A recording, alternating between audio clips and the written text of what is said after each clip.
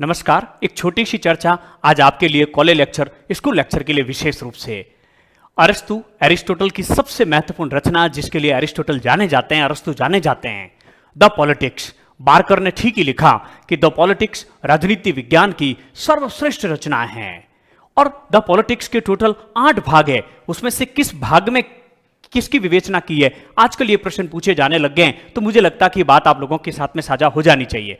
The politics, जिसके बारे में जिसके 8 भाग है, बारकर ने जिसे राजनीति विज्ञान की सर्वश्रेष्ठ रचना कहा है, इसका जो पहला भाग है उसमें राज्य की प्रकृति और दासता संबंधी विचार है। याद भी रह जाएगा कि पहली पुस्तक जिसमें प्लेटो है, एरिस्टोटल है, उनका सबसे महत्वपूर्ण जो ध्येय था वो राज्य को लेकर था। आप जानते हैं कि प्लेटो ने आदर्श राज्य की बात कही और अरस्तु ने आदर्श राज्य को कल्पना का राज्य मानते हुए उसने जो अपना राज्य का सिद्धांत दिया वो काफी व्यवहारिक था, काफी यथार्थवादी था, काफी वैज्ञानिक था। तो सबसे पहले, क्योंकि अरस्तु और प्लेटो दोनों ने व्यक्ति और राज्य के संबंधों को स्पष्ट करने की कोशिश की, और अरस्तु आप जानते हैं कि राज्य को, प्लेटो भी आप जानते हैं कि राज्य को स्वाभाविक और प्राकृतिक संस्था मानते हैं।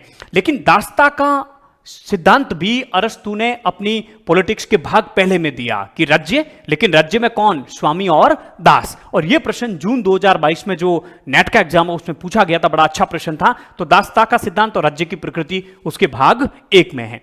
पॉलिटिक्स के भाग 2 में पहले के जो प्रचलित जो सिद्धांत थे, जो ऐतिहासिक जो सिद्धांत थे, उन सब का अध्ययन इसमें किया गया। और चूंकि प्लेटो का आदर्श राज्य अरस्तु से पहले ही सिद्धांत दिया गया, तो इस पर भी अपने विचार जो है इस नंबर 2 में है।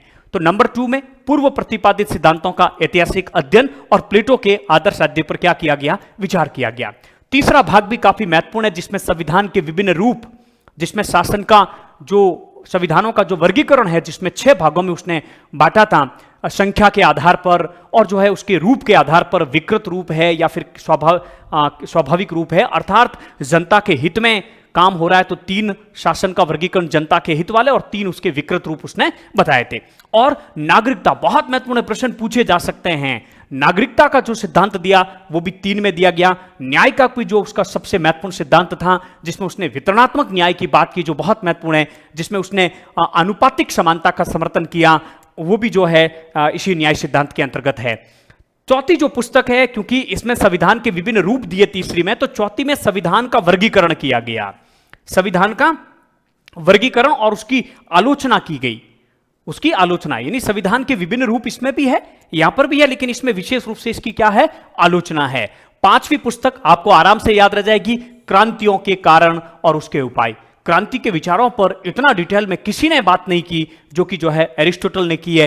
पॉलिटिक्स के भाग 5 में क्रांतियों के कारण और उसके उपाय बताए उसने, जो कि मूल इस क्रांति के कारण और उपाय के सिद्धांत का मुख्य जो ध्येय था ये, क्योंकि अरस्तु यथास्थितिवादी था, अरस्तु रूढ़िवादी था, वो परिवर्तन स्वीकार नहीं करता था। इस क्रांति के सिद्धांत का उद्देश्य क्रांति करवाना नहीं था, बल्कि क्रांति को रोकना था। वो परिवर्तन को पसंद नहीं करता था, वो युद्ध का समर्थक नहीं था, वो क्रांतियों का समर्थक नहीं था। इसलिए उसने इस सिद्धांत के माध्यम से जानने की कोशिश की कि क्रांतियों को रोका कैसे जा सकता। वो उपायों पर ज्यादा जोर दिया कि क्या किया जाए ताकि क्रांतियां नहीं हो, जो व्यवस्था है वो व्यवस्था बनी रहे। तो आराम से आप लोगों को याद रहेगा 5 में क्रांति, क्योंकि याद कैसे रखेंगे कि हमारी अंगुली में कितने अंगुलियां, हमारे हाथ में कितनी अंगुलियां हैं, 5 है। अब यदि क्रांति करनी थी, इसमें हमें क्या उठाने होंगे, हथियार उठाने होंगे, तभी तो क्रांति होगी। और हथियार उठाने के लिए 5 अंगुलियों को एक करना पड़ेगा। तो आप याद रखने का तरीका, बाकी इससे कोई जुड़ी हुई चीज नहीं है, कोई इसमें ज्ञान की बात नहीं है। तो 5 में क्रांतियों का सिद्धांत, 6 में लोकतंत्र धनिक तंत्र का वर्गीकरण। अरस्तु ने जो 6 जो शासन व्यवस्थाएं बताई उसमें से एक लोकतंत्र भी है, जिसे उसने सबसे भ्रष्ट शासन या निकृष्ट शासन कहा है। तो यह याद रखने का तरीका बताया कि टोटल कितने शासन व्यवस्थाएं बताई, 6 में से एक कौन सी है, लोकतंत्र। तो भाग 6 में लोकतंत्र का विचार है और धनिक तंत्र का वर्णन किया गया, लोकतंत्र और धनिक तंत्र। क्यों? क्योंकि सबसे सर्वश्रेष्ठ जो शासन व्यवस्था वो बताता है वो पॉलिटी को बताता है। सौम्य लोकतंत्र, उदार लोकतंत्र, जिसे जो है पॉलिटी के नाम से वो जानता है, जिसे संवैधानिक सरकार उसने कहा है।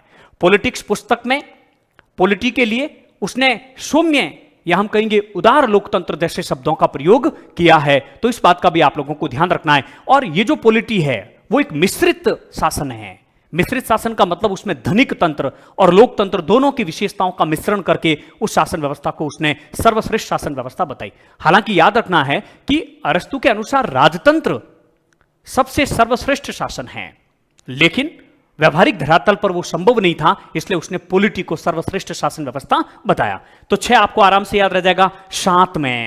शांत में आदर्श राज्य की विवेचना है। यहां देखिए राज्य की प्रकृति है और साथ में आदर्श राज्य की विवेचना उसने की है। 7 कैसे याद रखेंगे? 7 अपने आप में एक परिपूर्ण संख्या होती है।